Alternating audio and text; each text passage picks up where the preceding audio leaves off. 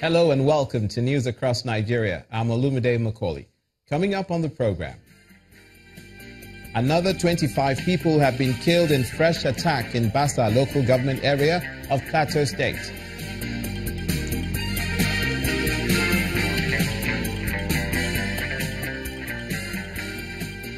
Strike by non-academic unions of the universities to end this week.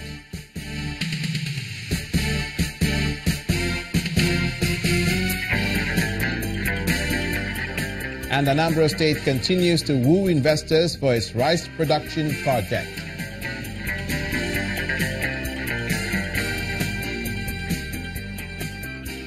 And that rice production project in Anambra State is a big deal in the southeastern region of the country. But first, we'll begin with stories concerning security. Less than 1 week after the president visited Plateau State over clashes between herders and farmers, there's been yet another attack, this time in Dundu village in Kwal district of Bassa local government area. This time, no fewer than 25 people have been killed in the attack which was carried out on Monday night. Channels television correspondents report that 19 men, 3 women and 3 children were victims of that attack. Bassa local government area has been under a series of attacks by suspected herdsmen in recent times.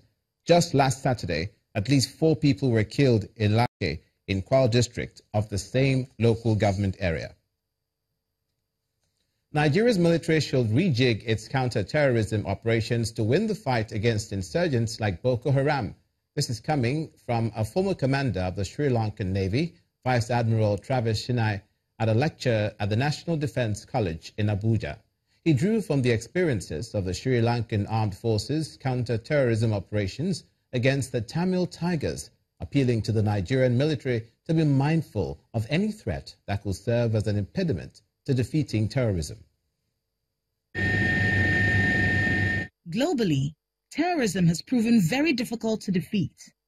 However, the recent total defeat of maritime terrorism by the Sri Lankan Armed Forces is a counter-narrative of the belief that the war against terrorism cannot be won. The former commander of the Sri Lankan Navy, who led the war against the nation's maritime terrorists, is in this hall at the National Defense College to share his experience on how to win the counter-terrorism campaign. When I see a tank, I know what a tank is. I know the threat. When I see a fishing boat, I think there is no threat at all.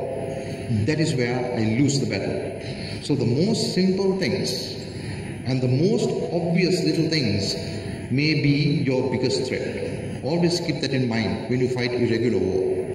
On the sideline of the event, the Sri Lankan naval officer stresses the urgent need for the Nigerian military to rejig its approaches to the counter-terrorism campaign while urging political leaders to show commitment. Terrorists have gone to the stage where the military itself has to get involved, and not just paramilitaries. The military gets involved in the fight.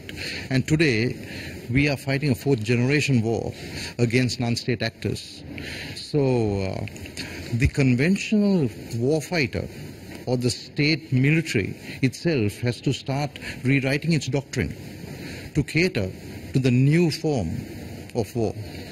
In a related development, the Office of the National Security Advisor is training security personnel on best approaches to handling the importation, distribution, storage, and use of chemicals as it relates to counterterrorism in Nigeria. The focus of this strategy is to attack the criminal networks for emphasis of sourcing for the material used in preparing the IEDs, including the various dual-use chemical, explosive, and accessory and specific blend of fertilizers. Terrorism is a non-conventional war and very dynamic. Hence, security experts insist on the need for the training and retraining of security personnel to effectively meet the challenges posed by modern terrorism. The Nigeria police and the civil society organizations are harping on the need to adopt what they call democratic policing to maintain security in the country. This strategy discussed in Umuahia, Abia State, is to help check the activities of police officers to ensure they uphold the fundamental human rights of citizens they are paid to protect. Meanwhile, senior officers of the Kaduna State Police Command have begun training in community policing as they continue to strengthen the proactive approach against crime in the state. The trainees include area commanders and divisional police officers. Ralph Chaplin in 1915 wrote these words that have become perhaps the most famous Union anthem. The message, solidarity. And today the Center for Civil Society and Justice is doing just that with the Abia State Police Command training its men. By this, they hope to eradicate human rights abuses as well as corruption, making the police force more accountable to the people. At the police officers' mess, the Mwaya venue of the training, security experts, police personnel and traditional rulers all share ideas to maintain peace and security. We appreciate our freedom, and if you like your freedom, we should know that the freedom of your colleague, the freedom of your neighbor, the freedom of your child, the freedom of your parents, the freedom of everybody you come across in life is very important. Civil societies are also present and they are concerned about human rights. We do the best we can for the Nigerian police, and we go out on our way to defend those things people say Nigerian police do that are not. That is the better way of interfacing, and it has helped us to correct so many pressures against Nigerian police. In Kaduna State, northwest Nigeria, security is also receiving due attention with another training exercise, also on solidarity. Building ties and working closely with members of the community is the key focus of this upskilling event. One of the trainers is the State Police Commissioner, who speaks to the men extensively on the idea of community policing.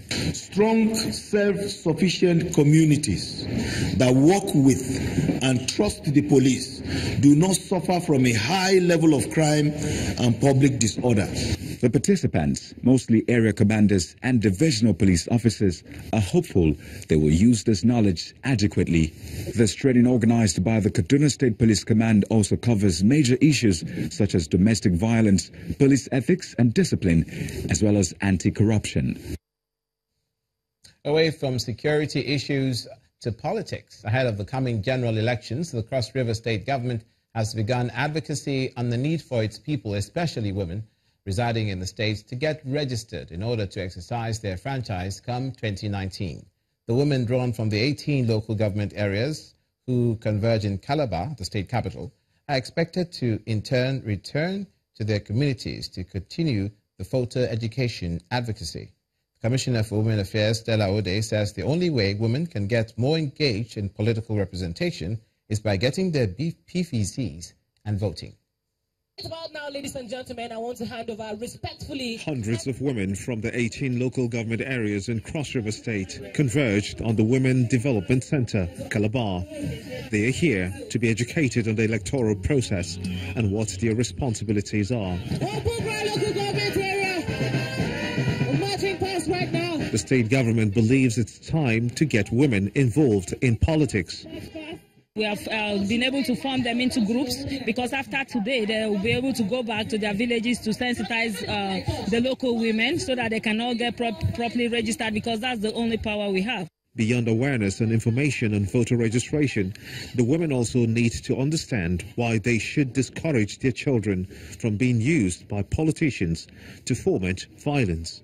As a mother, I am advising those children, I am pleading with them not to allow themselves to be used in committing crime.